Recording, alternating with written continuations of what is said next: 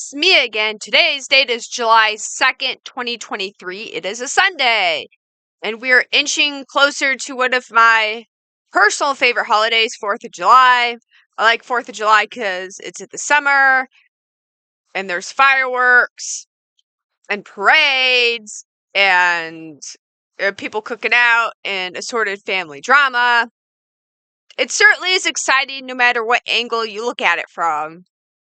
This morning brought a little bit of respite from the heat with some rain and cooler temperatures. Although it is humid out right now, it brought the humidity. There's my lovely fish swimming around. Yesterday was a bit of a respite from heat. It got down to 75 and I had to put on a long sleeve shirt to go outside. It was crazy. So what's new with MMTLP? We are still in the waiting game. The end of the month of June has come and gone. Did I get a response to my FOIA? I did not. The offices for the SEC FOIA will be closed this week due to the holiday. So next Monday, on the 10th, I will call my liaison once again and ask, is there any update to my response? It might be a small chance that I do get a response, let alone the response I'm looking for, but it is a chance at this point. Other news, loosely related to MMTLP, is that Metamaterials has also retained the same lawyer as Flamethrower. MMTLP is working with Flamethrower, which is a John Berta entity which contracted West Christian to try and bring some share intel, maybe nudge some resolution towards MMTLP. Metamaterials has also retained West Christian. Those who aren't familiar, MMTLP and Metamaterials were briefly one under the same parent. And it was during this brief time between the merger of June 2021 and October that the preferred share, which was owed to the Torchlight shareholders, which represented the oil and gas interest. I've talked about it exhaustively in prior videos. That began trading as MMTLP. The origin of which I've done my own research on, and other people have done research on. But now MMTLP is not trading. It hasn't been trading for 7 months at this point, and it is now the private company of NextBridge, which represents all the shareholders of the Oro Grande, all the working interest shareholders of the Oro Grande, who are now under NextBridge. Again, working interest shareholders, not royalty shareholders. So Magdalena isn't having shares, but McCabe's other industries, such as Wolfbone, are now a shareholder. University Lands is royalty. They're not a shareholder. It's different, but the working interest, which represents 75% of the revenue interest of the oil and gas assets. Does that change my calculations of the oil and gas valuation? No, it doesn't, because I've always accounted for that and had that in my calculations. That just moves it from here to there. It doesn't change the value because the percentages are still, at this point, the same. There really hasn't been any additional dilution. All of the shares owed to the executives of NextBridge are options to buy. It could go a number of different ways. Oh, I just broke a pen. I was fidgeting and I broke this pen. NextBridge could go any number of different ways. In order to get the shares reconciled, a number of ways could happen. There could be a settlement. That's one pathway. You keep your shares if there's a settlement.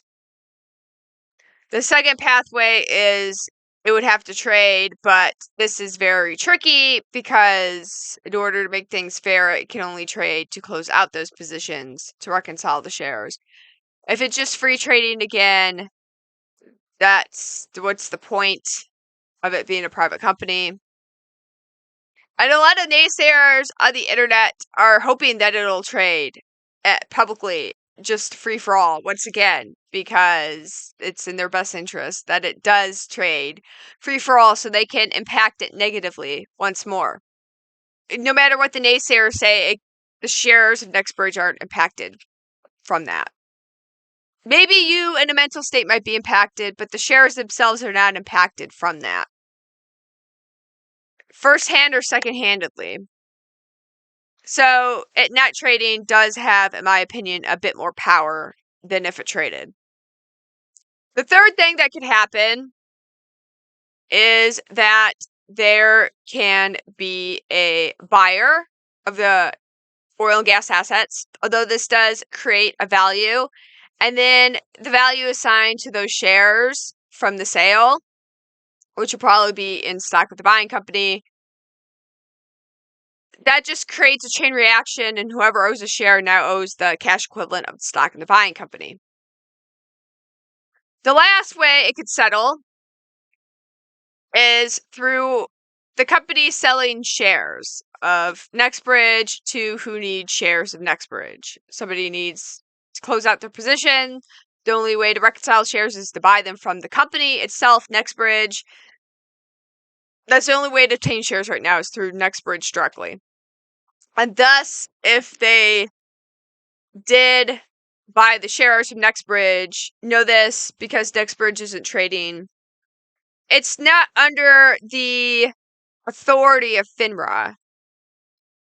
Loosely under the authority of SEC, but not under the authority of FINRA. That could be exciting. They are limited right now in the number of shares they have. They went into this with 500 million shares, 500 million common shares, 50 million preferred shares, and there's already like 248 million shares that have shareholders tied to them. So there's 252 million shares that they could potentially sell. Any more shares that they would sell would require a shareholder vote to increase the shares in the treasury.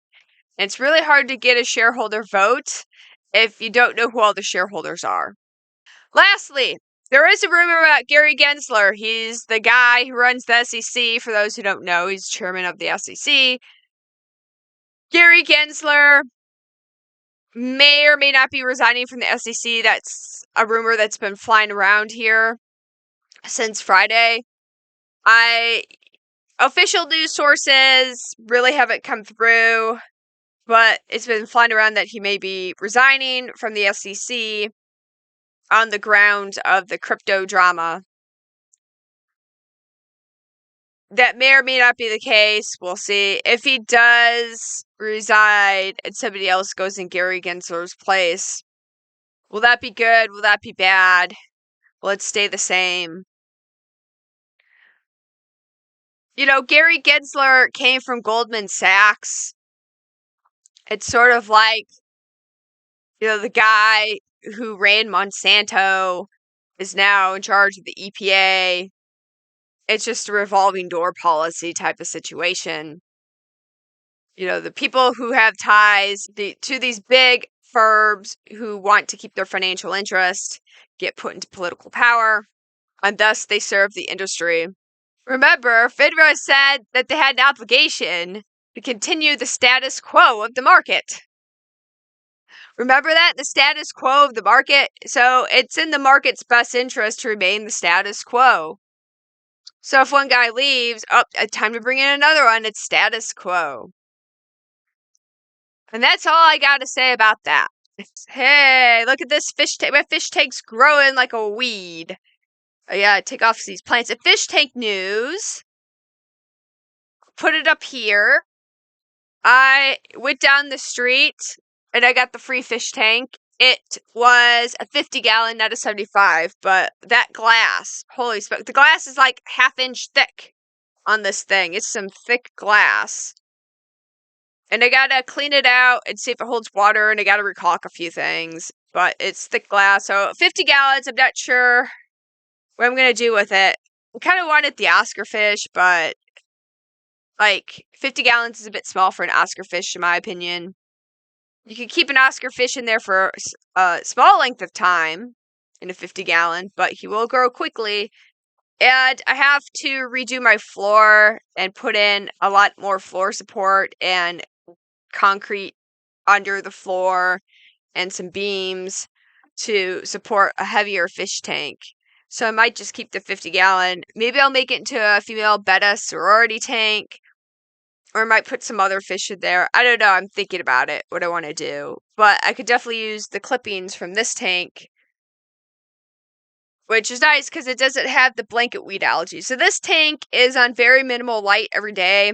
The algae problem in this is called blanket weed algae, which is caused by mossballs. So don't get one of those Marimo mossballs for your tank. You might say, oh, these look so cool.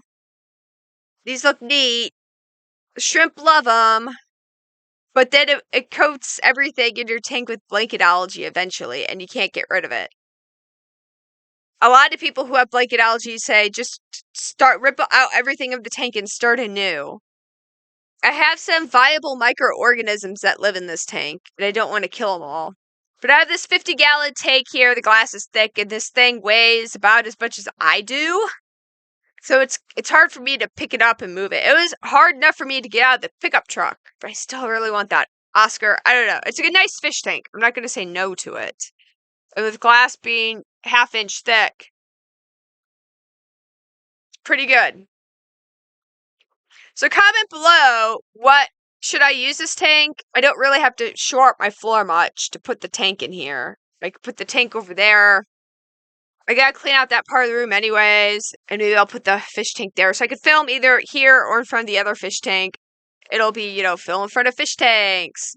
Why are you talking about fish tanks so much, bird lady? Well, fish tanks are relaxing, and it's fun to watch them grow. It's fun to watch the fish. The plants in them are pretty cool. It's nice, like you plant some, small sparse sprigs of plants, and look at that. In a couple of months it becomes this lush green jungle. I have this parrot feather. Wonderful name for a plant, by the way, parrot feather. This parrot feather right here is a bit big, and if I cut it, I can put it in that plant there. Maybe I'll get some gouramis. I don't know. Fish that I don't really want is goldfish. It's a bit too warm here in Texas for a goldfish. I'd need a chiller. Wintertime, it'd be okay, but in the summertime, it's a bit warm in my house for a goldfish. I could maybe get some discus. Now, discus are warmer. They like it a bit warmer than betta fish. So, you have to think about what plants would do well with that. I do like the planted tanks. I know Oscars, a lot of people say, oh, they don't do so well with plants. The secret, I guess, would be you put the plants in the tanks and you put like big rocks around them so the Oscars can't really move it. But comment below what I should do with this fish tank. Once it's cleaned up and I polish out some of those scratches. The glass alone, I think, was worth the free price of going down the road to get it. And in oil and gas news, Chevron is selling some smaller oil and gas assets in New Mexico and the Permian Basin of Texas. This comes after the $7.6 billion deal that Chevron had to buy PDC Energy. A few months ago, Chevron had acquired PDC Energy in a cash and stock swap deal for the equivalent of $7.6 billion. With that $7.6 billion, it brings forth a lot of more infrastructure, new assets for Chevron. As a result, Chevron is now in a position where it can sell some of the less productive assets it has. This is common. I've talked about it with ConocoPhillips after ConocoPhillips acquired the Shell oil and gas assets in the Permian. All 220,000 acres. 220,000 acres peppered around in 600 miles of water pipe from Shell back in 2021 after it acquired those assets. It had then offloaded some smaller and older oil and gas assets. And I talked about them. Actually, Maverick bought some of those older oil and gas assets. It's very common in the oil and gas industry. A big company acquires a new, shinier, new asset that produces a lot better. They will sell older assets. Maverick was more experienced with the older assets, which they got from ConocoPhillips. Okay, guys, that's it for today. I will see you soon. Goodbye.